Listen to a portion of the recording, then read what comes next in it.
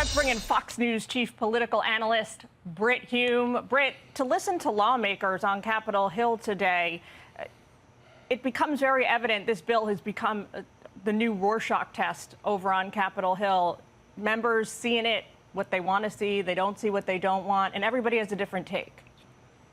Yeah, I must say, Jillian, I've covered a lot of these tax cuts debates, and they all end up sounding very much the same. Republicans say you got to pass the tax cut, or at least keep the taxes, the low taxes low, because it will stimulate the economy and benefit the people. And the Democrats say, no, you're screwing the little guy, you're screwing the middle class, and it goes on like that. That's par for the course. Understand something about this, though. This is an income tax cut, and income tax cuts benefit the people who pay income taxes. About 40% of the households in the United States today do not pay any federal income tax. Now, they pay other taxes, Social Security taxes, local taxes, property taxes, and so on, but they don't pay any federal income tax. It's very hard to design a tax cut that benefits people who don't pay taxes. The president has tried with the no taxes on tips and no taxes on overtime and so on, but it is simply a fact of life that tax cuts benefit taxpayers. And this is something that Democrats have had a wonderful time through the years using to accuse the Republicans of trying to help the rich and screw the poor. On the other side of the equation is this bill does not do, really, a great deal about government spending. There are two reasons for that. One is that in a reconciliation bill, which is what this bill is, you cannot attack discretionary spending. That is to say, most of the different programs in the government.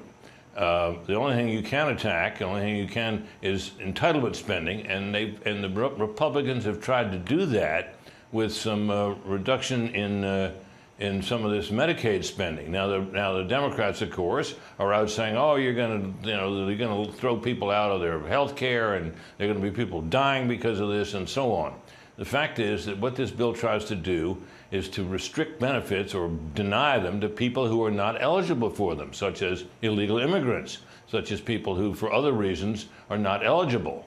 Because the belief is that there's been a lot of abuse of this program, and a lot of people are getting benefits who are not legally entitled to them. So those are just a couple of key facts about the bill to understand. Something else we know now, that under 40% of Americans that Fox News polled, Brit, support this bill. That said, if you had to bet money on it, is it going to pass? I would say in the end it will. They may have to change it some more from the way it's been changed over in the Senate. They may have to change some things to do it. They might even do something you don't see that much these days in these bills, is go to conference where you appoint representatives from each party and on each body, and they meet and thrash out the differences between the bills. But we'll just have to see if they end up doing that. That's one route they could go. I would say I don't think the bill long term is in great jeopardy. I do think the July 4th deadline may be, though. Yeah, and fighting against the clock now, Republicans, to get that through. Britt, thanks for taking time with us tonight. Great to see you. Thank you. All right, the Democrats eyeing a big, beautiful opportunity for 2028, they think. So after the Senate passed Trump's big, beautiful bill, sending it to the House, potential White House contenders like AOC, Gavin Newsom, and, Mayor Pete, he was up in there, all posting the same bat signal talking points on X, blaming the vice president's tie-breaking vote for allegedly taking health care away from Americans. And that sentiment getting echoed by other lawmakers as they tried to stop it. This bill is a deal with the devil. I am shaking with fury over what just happened. Vote no if it's a big bull bill. This bill is trickle-down cruelty, and people will die because of it. Hell no against this one big, ugly bill. The occupant of the Oval Office, this fascist, dictator, white supremacist in chief, is doing is equal opportunity harm. And check out these Democrat doctors dressed up in white lab coats parked outside Speaker Mike Johnson's office, but it looks like nobody was paying them any attention. Wow. Greg, once you say all of those things, where do you go from here? What else is there to say? They really are the human version of hysterical tweets. Like, Yeah. when we make fun of people, oh, I'm shaking. I'm literally shaking. You should see a doctor about that. The Dems traffic in these half opinions where they say, oh, my God, if you tax cuts, if you cut taxes, the deficit will balloon. Well, not if you grow the economy, because then that shrinks the percentage of debt. You hope that happens, and usually it does. They also don't mention that raising taxes won't shrink the deficit if you spend it before you even put it in the bank account, which is what Democrats do whenever they raise taxes. They also say, oh, my God, you're cutting Medicaid. You're throwing the poor and needy. No. These are young, able-bodied people and illegals. You know, this isn't a free buffet for people who can pay for it. So enough with that. The debt is an existential threat, but climate change wasn't. Where were these Dems for the past 10 years? They were blowing up the deficit to fund a climate policy that was based on fraudulent data to line cronies' pockets. So it was the biggest grift in history. They were happy to drive the economy to the brink of ruin, which we're trying to pull back, without any data to back it up. So you don't even have to pay attention to them. They're comical. So on the healthcare front, Joey, every time a Democrat goes on TV, they add 2 to 3 million more to how many people are going to lose their health care. It's 7.8 million people that would be required to do these work requirements, and illegal immigrants is 7.8. Yesterday, it was up to 20 million, even though that's not true. It was like a game of telephone down there. Yeah, so I grew up in a culture where if you got on disability, it was like winning the lottery. And I'm not indicting the people I love and that raised me, but it was there was this idea that it was some sort of like, man, oh, that's awesome, man. You get a check every month. That's awesome. And that's a culture that we have to, I mean, like, I think I can say with a little bit of credibility, we have to reject. The sentence was, I'm not going to cut Medicare, Medicaid, Medicare. The sentence should have been, I'm not going to cut Medicare to people who can prove they deserve it. Yeah. That's what this country needs. I mean, that's literally, you watch that whole montage, that's the only thing Democrats are pointing out about this bill. Yeah. Like white supremacist, racist, like those words mean nothing anymore. It's also, you ruined those words. people who actually need it are competing for those funds from people who are able-bodied and siphoning it. Anecdotally, super quick, I was put on Social Security disability while still active duty. They wouldn't let me off of Medicare. I begged to be off of it. They made me stay on it for 7 years after I started working. That's the system we have. Now, I mentioned Congressman Chip Roy. He is one of the congressmen that have a big problem with the big, beautiful bill. He wrote this on X. He said, fact, the Senate bill increases deficits and violates the terms of the budget deal.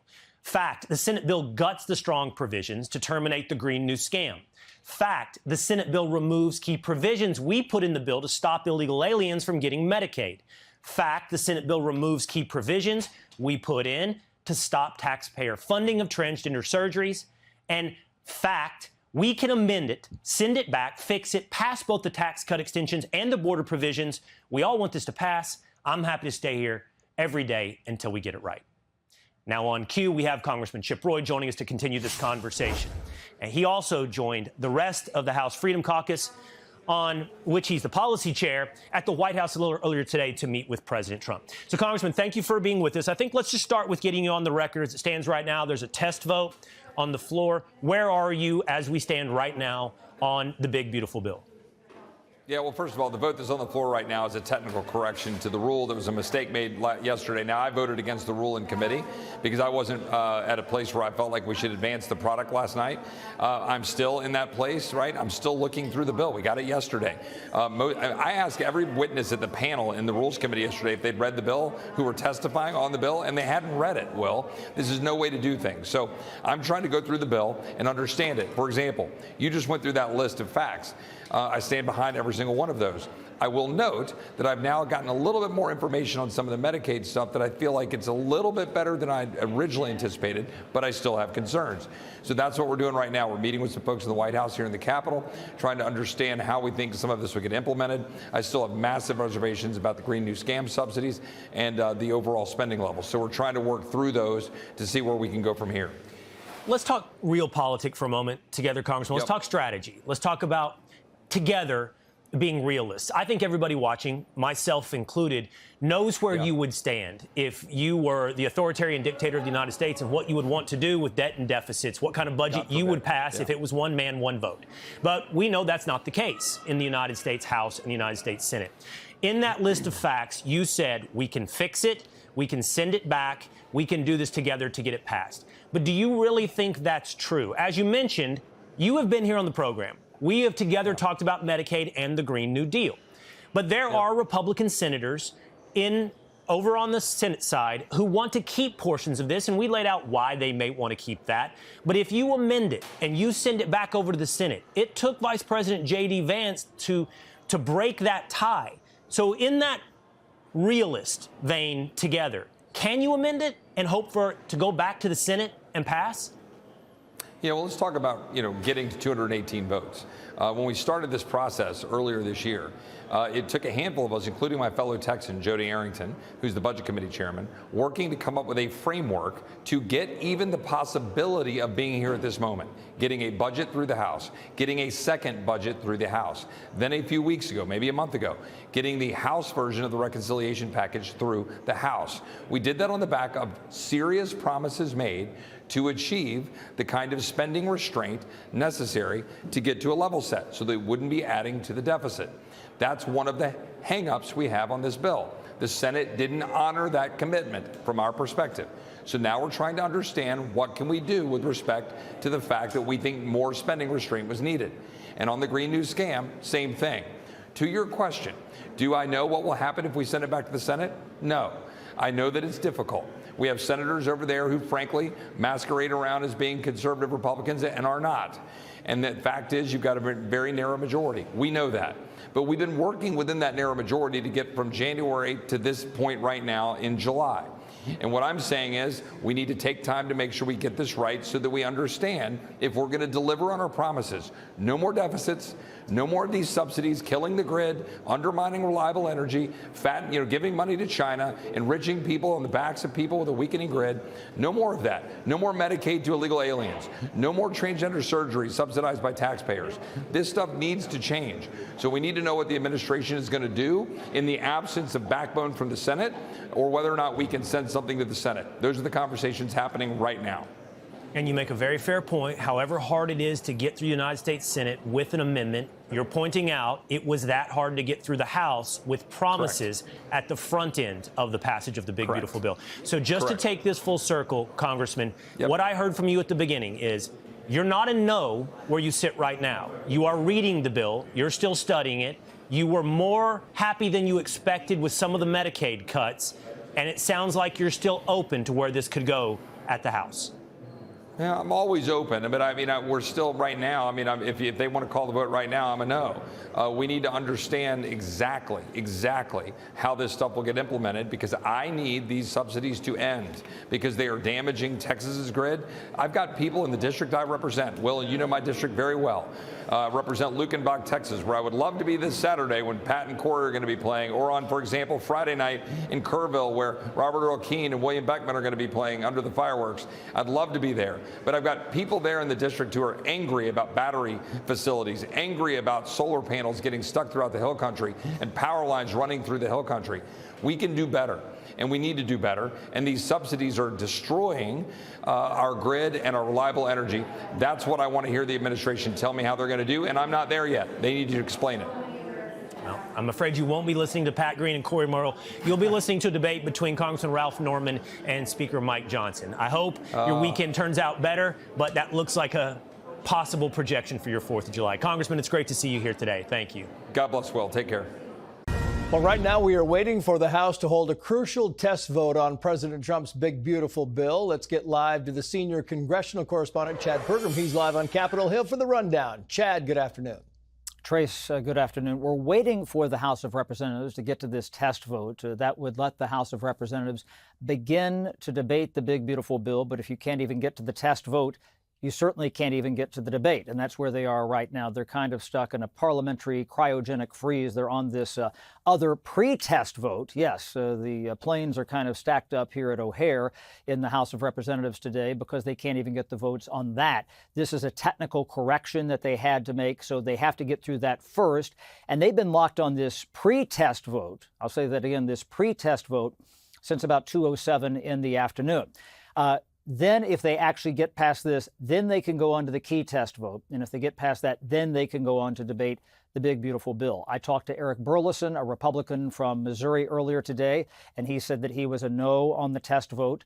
Tim Burchett, who's a Republican from Tennessee, he was part of this meeting at the White House with Republicans earlier today and said that he thought that things were moving more in an affirmative direction toward being able to maybe finish this tonight. House Speaker Mike Johnson has been indicating that he thinks that they might be able to get there.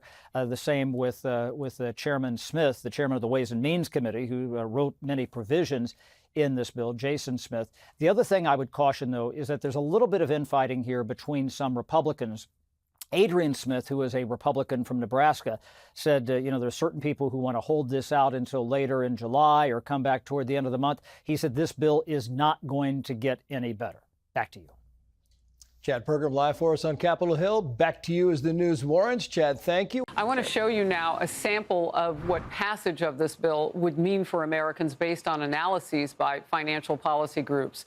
Real wages could rise by $3,000 annually, up to a $25,000 tax exemption on income from tips. This was a big deal on the campaign trail. And through the House and then the Senate, now back to the House, we'll see if it holds together. Up to a $10,000 deduction on car loans for cars made in the United States. A bump in the child tax credit to $2,200. Senior citizens would get an extra tax deduction. And the bill allows for increased contributions and flexibility of use for Americans with health savings accounts. If the big, beautiful bill fails, none of those things will happen, at least not in this bill, and 68% of Americans could face a tax hike, with the average being a 22% rise. As many as 26 million small businesses could see their taxes go up by an average of 43%. There is a little bit of difference between that 62 and 68%, depending on where you're looking.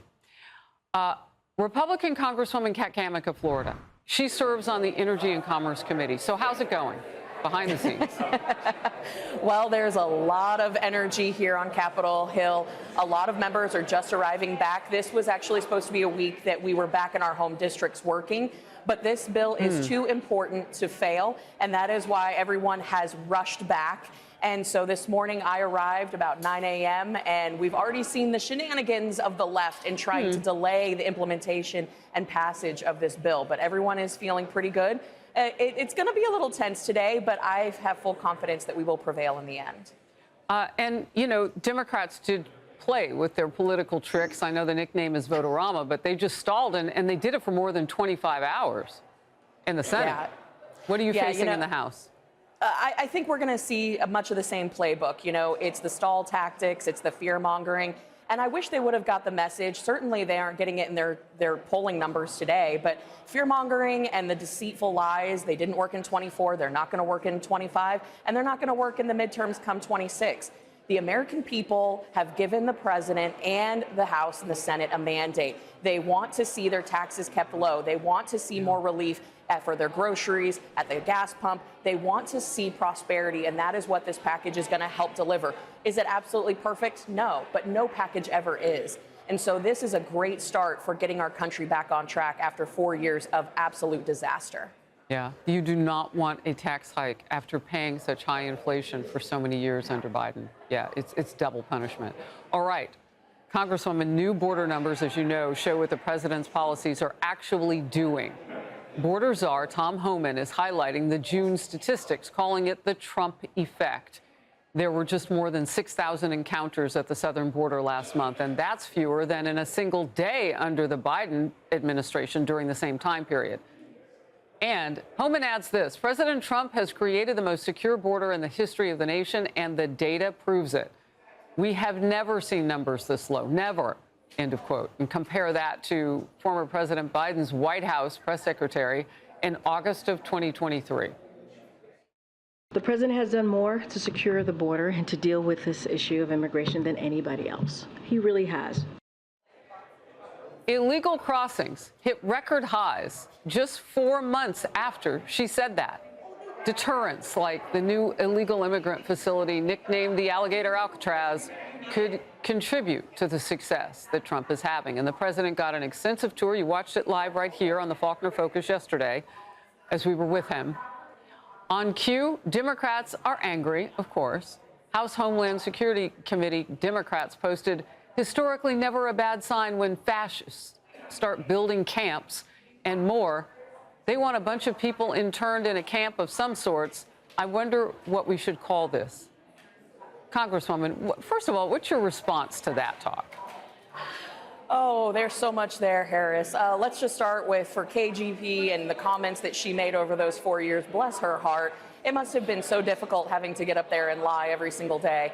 Secondly, I would say, as it relates to the Alligator Alcatraz, as everyone is referring to it, we have been dominating, and by we I mean Republicans and conservatives have been dominating in Florida for so long that clearly Democrats have forgotten that, yes, alligators do exist all over Florida. I saw one this morning when I was driving to the airport. Yikes. And so, you know, it's just kind of funny to me that they were the ones that, under the Obama era, they were the ones that, quote unquote, built the cages. And they have no problem with keeping dangerous, violent criminals, rapists and gang members in our community to take, rather than they would see them deported quickly. It makes absolutely no sense. I wish that they cared half as much for the American people as they do for those people that are in this country illegally committing crimes and taking advantage of a system that is not designed for them.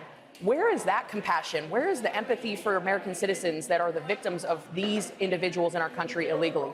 I want to know, for all those people who are speaking up and saying ridiculous things like this, where they're getting their facts, because I've been to the border 9 times. I saw how broken it was under the Biden administration. Clearly, they must have some amnesia. Wow. Well, if they do find empathy, they should call some of the families, like Lakem Riley's family. Absolutely. Representative Kat Cammack, always speaking her mind in focus with me today. Thank you. Well, Dee, we are now waiting for the House to hold a crucial test vote on the President Trump's big, beautiful bill. He wants to sign it by the 4th of July, which, of course, is this Friday. But some Republicans threatening to vote against it. The president meeting with GOP holdouts at the White House. Meantime, Democrats calling it a big, ugly bill. Let's bring in Russ Vought, Director of the Office of Management and Budget. Russ, great to have you on the show. I want to play some sound because, the emotion on this is all over the place. This is the House Freedom Caucus Chair, Andy Harris. He had the following to say, and I'll get your comments. Watch. Our growth estimate is about 2.6, what we think we can get out of it. Even at 2.8, though, this grows the deficit tremendously. At 2.6, again, it would grow the deficit by $750 billion. That's way too much to grow a deficit. We already have a debt and deficit problem. We shouldn't be adding to it.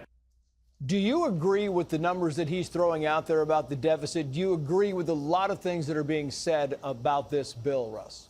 Absolutely not. This is an incredible bill. It will lead to an incredible growth. It reduces, and let me be very clear, it reduces the deficit.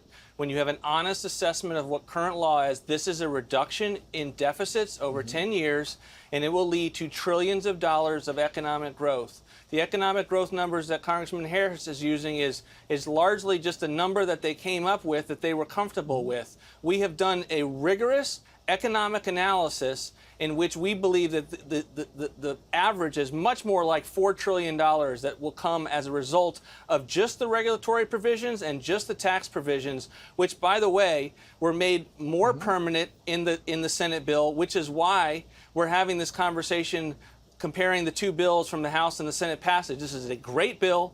It will lead to incredible economic growth that we're already seeing. It comes in conjunction with $3 trillion at least in tariff revenue. We are doing substantial work to deal with getting our fiscal house in order. Yeah, Fox News polling, you show this thing, Russ, and you've got public opinion seems to be kind of against this. So is it just Republicans not doing a good job of selling it? What's happening here? Because it's getting a lot of negative reaction and the positive reaction doesn't seem to be equal. What's your take on that? again, we're going through basically a Republican conversation, both of conservatives and moderates, the administration, and we're explaining all of the good things in this bill. If you were to take any one of the provisions in this bill and spend about 2 months on it in the House and the Senate, this would be historic landmark legislation, each one. Instead, what the president has done is put them all together and used a procedural mechanism so that we could push it as much through in one package. Previous administrations talk about a 100-day agenda and you got to wait on Congress to pass these bills. We're doing it in one fell swoop, and as a result, there is so much to explain. All of it is good. We have no doubt that we're going to be able to go on offense on all of these things because they're things that the country has longed for decades. The president promised, and now we are keeping those promises. The director of OMB, Russ Vought. Good analysis, sir. Thank you for your time. We appreciate it.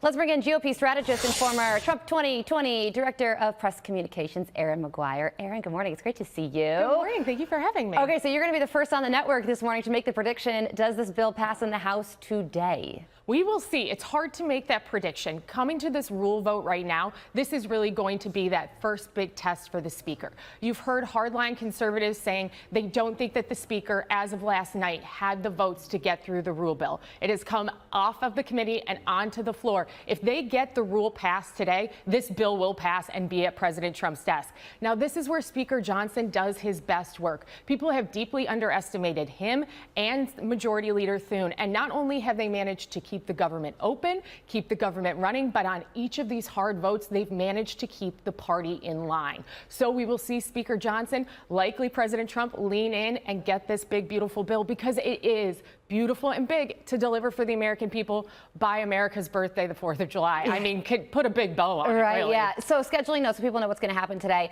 Everything is expected to kick off around 9 a.m. They got to do the rule vote, then it goes to the full House if that rule vote passes. But one thing that goes beyond politics is the weather, Erin. There were a lot of lawmakers that went home for the 4th of July. Now they're scrambling to get flights to get back into Washington. And we don't know if that's going to cut in the Republican or Democrats' favor. So there's a bit of uncertainty on the math there. Also, when it comes to uncertainty, Chairman of the House Freedom Caucus, Andy Harris, he says that he is a no on the rule because this bill adds to the deficit, according to him. Watch this. I'll tell you, the last-minute changes in the Senate, like literally the very last amendment, probably added another $100 billion to that deficit by adding in some of the green new scam subsidies. The bottom line is this is not ready for prime time. We support the president's agenda. The president's agenda was not to raise the deficit by $750 billion over the next 10 years. The bottom line is now the House is going to have its say. This is not going to sail through the House.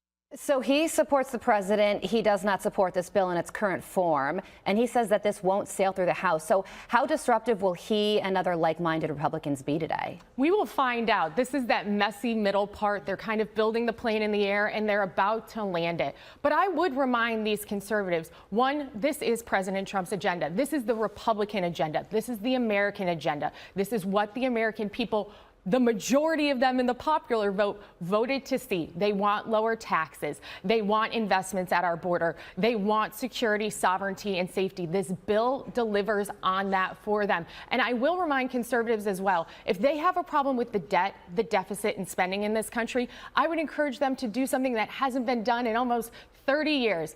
Pass all 12 appropriations bills in the House. It is a multi-step process to upend government like Donald Trump wants to do and bring in government spending. The House is welcome to take up all 12 appropriations bills and cut more spending. Get to it. Okay, so on the other side of the aisle, Democrats are saying that people are going to find themselves without Medicaid coverage. People are going to find themselves without hospitals in their community because this could lead to closures, and that this could become politically perilous for Republicans. Your reaction to that? I think Democrats are wrong on that. One, Democrats are going to use every opportunity to fearmonger and lie to the American people as much as they can to get them to not like this bill. These are the same Democrats who said Joe Biden should be president and that he was cognitively able to do that job. So the American people should know not to trust what the Democrats are saying. This shores up Medicaid for the future. This makes smart investments.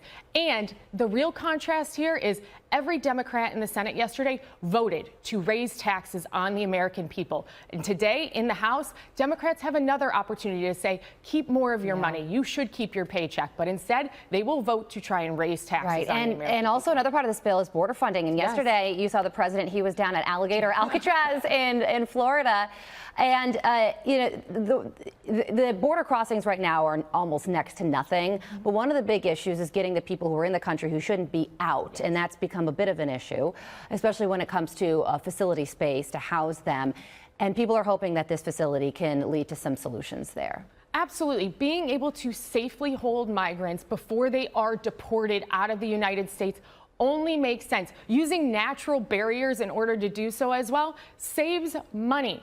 But this is the thing about Democrats that I find so funny. They are sitting there saying, what if an immigrant escapes and gets eaten by an alligator? That would be somebody who entered the country illegally, broke out of a jail, scaled fencing, and then got eaten by an alligator. If all of those things happen, they probably should have just stayed in their home country to begin with.